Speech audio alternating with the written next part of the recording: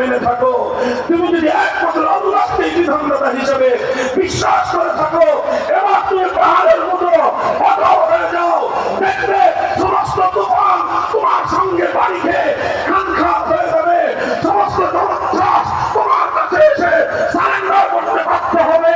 দিন শেষে পাহাড় যেমন তার আপন জায়গায় মাথা উঁচু করে দাঁড়িয়ে থাকে, দিন শেষে সচ্চা ইমানদার মাথা উঁচু করে দাঁড়িয়ে থাকে। সমস্ত মুনাফিক বেঈমান পানির পানিতে ভেসে যায়।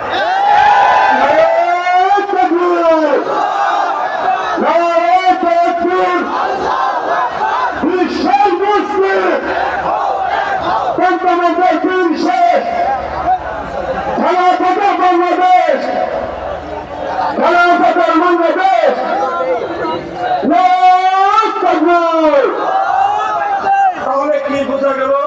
যারা আল্লাহকে রব বলে মানবে, যারা আল্লাহকে রব